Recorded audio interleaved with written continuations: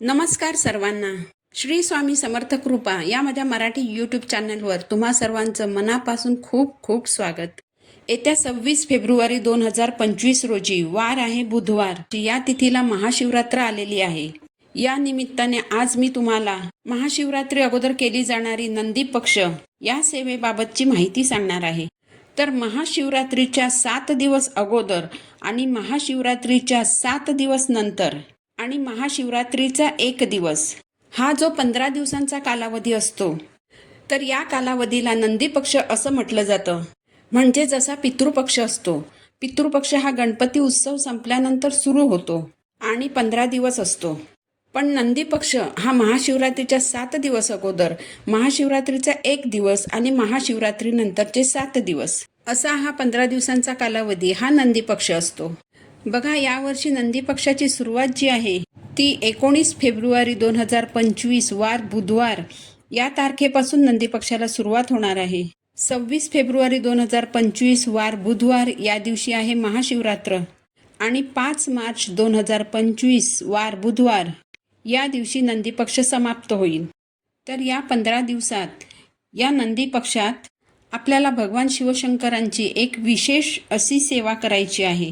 कारण या नंदी पक्षात प्रत्येक शिवलिंगात शिवतत्व सक्रिय असतं आणि ते नेहमीपेक्षा हजारो लाखो पटीने कार्यरत असतं.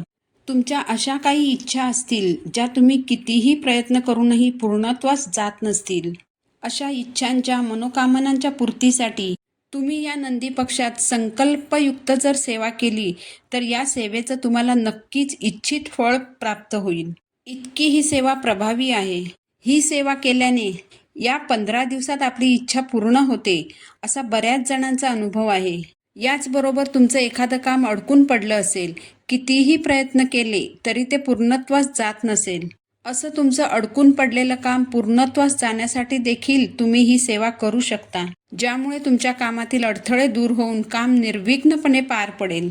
त्यामुळे या 15 दिवसात जर तुम्हाला शक्य असेल तर भगवान शिवशंकरांची ही सेवा करण्याचा तुम्ही आवर्जून प्रयत्न करा. सेवा सुरू केल्यानंतर जर या 15 दिवसात तुम्हाला मासिक अडचण आली तर ही सेवा तुम्ही घरातील दुसऱ्या व्यक्तींकडून करून घेऊ शकता. आणि जर कुणी सेवा करणारं नसेल तर तुम्ही मासिक अडचणीचे 4-5 दिवस स्किप करा आणि नंतर पुन्हा सेवेला सुरुवात करा. बघा, ही सेवा नंदी पक्षातच करायची आहे. पण असं काही नाही की 15 दिवसच ही सेवा व्हायला पाहिजे असं नाही. तुम्हाला जर सेवा करण्यासाठी 8 दिवस मिळाले, अगदी 4 दिवस जरी मिळाले तरीसुद्धा तुम्ही ही सेवा नक्की करा. कारण या नंदी पक्षात तुम्ही किती सेवा करता याला महत्त्व नाही, तर या नंदी पक्षामध्ये सेवा करण्याला जास्त महत्त्व आहे. मग तुम्ही 1 दिवस जरी सेवा केली तरी ते महत्त्वाचं ठरणार आहे. सेवेला सुरुवात केल्यानंतर जर तुम्हाला सुतक लागलं तर सेवा पूर्णपणे बंद करायची. ही सेवा आपल्याला आपल्या घरातच करायची आहे, त्यामुळे शक्यतो घर सोडून जाऊ नका. पण सेवा सुरू केल्यानंतर जर अचानक तुम्हाला कुठे बाहेर जावं लागलं तर ज्या गावात जाल त्या गावात जर महादेवांचं मंदिर असेल तर त्या मंदिरात जाऊन तुम्ही ही सेवा केली तर चालेल, पण दुसऱ्याच्या घरी ही सेवा करायची नाही. येत्या 19 फेब्रुवारीला नंदी पक्षाची सुरुवात होत आहे. जर तुम्हाला संकल्पयुक्त सेवा करायची असेल तर या 19 फेब्रुवारीला तुम्हाला संकल्प करायचा आहे. आता सेवा कोणती करायची आहे तर तुम्हाला तुमची इच्छा मनामध्ये धरून भगवान शिवशंकरांच्या शिवपंचाक्षर स्तोत्राचं पठण करायचं आहे. हे शिवपंचाक्षर स्तोत्र तुम्हाला कोणत्याही पुस्तकात मिळणार नाही, तर हे स्तोत्र तुम्हाला यूट्यूबवर मिळून जाईल. स्तोत्र असं आहे: नागेंद्र हाराय त्रिलोचनाय भस्मांग रागाय महेश्वराय नित्याय शुद्धाय दिगंबराय तस्मै नकाराय नमः शिवाय. हे स्तोत्र 6 कडव्यांचं आहे. त्यामुळे हे स्तोत्र म्हणायला आपल्याला जास्तीत जास्त 1 ते 1.5 मिनिट लागतं.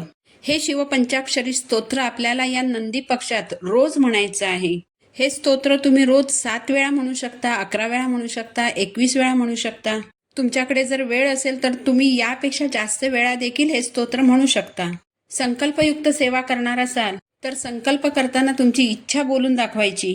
दररोज किती वेळा या स्तोत्राचं तुम्ही पठण करणार आहात ते सांगायचं आणि या 15 दिवसात दररोज तेवढ्या वेळेस तुम्हाला हे स्तोत्र म्हणायचं आहे. पण संकल्प करण्याची जर तुमची इच्छा नसेल तर 19 फेब्रुवारीपासून ते 5 मार्चपर्यंत दररोज देवपूजा झाल्यानंतर सेवेला सुरुवात करण्यापूर्वी तुमची जी कोणती इच्छा आहे, मनोकामना आहे, ती तुम्ही भगवान शिवशंकरांना बोलून दाखवायची आणि तुमच्या सेवेला सुरुवात करायची. आता तुमच्या सेवेची जी वेळ असेल, ज्या वेळेस तुम्ही सेवा करणार असाल, तर सेवेसाठी एक वेळ ठरवून घ्या. म्हणजे तुम्ही करत असलेल्या सेवेचं फळ तुम्हाला खूप चांगल्या प्रकारे मिळेल. एखाद्या दिवशी जर काही अडचण आली आणि त्यामुळे सेवेची वेळ तास अर्धा तास मागे पुढे झाली तर चालू शकेल. पण आज सेवा सकाळी केली, उद्या दुपारी केली, परवा संध्याकाळी केली, असं करू नका. सेवेची एक ठराविक वेळ ठरवून घ्या. मग तुम्ही सकाळी सेवा करा किंवा संध्याकाळी सेवा करा. पण भगवान शिवशंकरांची सेवा करण्याचा सर्वात उत्तम काळ जो मानला जातो तो म्हणजे प्रदोष काळ. आता प्रदोष काळ कसा ठरवायचा? तर सूर्य मावळण्याच्या अगोदर 45 मिनिटे आणि सूर्य मावळल्यानंतर 45 मिनिटे, हा जो 1.5 तासांचा कालावधी आहे, हा असतो प्रदोष काळ. या प्रदोष काळात जर तुम्ही भगवान शिवशंकरांची ही सेवा केलीत तर अतिशय उत्तम. पण आपण रोज जॉबसाठी बाहेर पडतो, येईपर्यंत अंधार झालेला असतो. म्हणून तुम्ही या स्तोत्राचं सकाळी पठण केलं तर तुम्हाला ते जास्त सोयीचं होईल. अगदी 1 ते 1.5 मिनिट लागतं या स्तोत्राचं एक वेळेस पठण करायला. हे स्तोत्र पठण करायला अतिशय सोपं आहे. हे स्तोत्र म्हणताना आपणही त्यात मुग्ध होऊन जातो. यासाठी कोणतीही पूजा मांडायची गरज नाही. फक्त आपल्या देवघरात जे शिवलिंग असतं त्याच्यासमोर आसन घेऊन बसायचं आणि बसूनच हे स्तोत्र म्हणायचं आहे. मात्र देवघरात धूप दीप लावलेला असावा.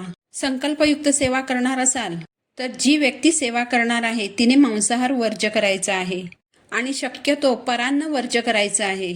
शिवपंचाक्षरी स्तोत्र हे अतिशय छोटंसं आहे, पण तितकंच ते प्रभावी आहे. या 15 दिवसात जर आपण ही सेवा केली तर आपली जी कोणती इच्छा असते ती नक्कीच पूर्ण होते. कारण या 15 दिवसांच्या कालावधीत महादेवांच्या शिवतत्वाच्या लहरी पृथ्वीवर पसरलेल्या असतात आणि हे शिवतत्व नेहमीपेक्षा लाखो पटीने कार्यरत असतं.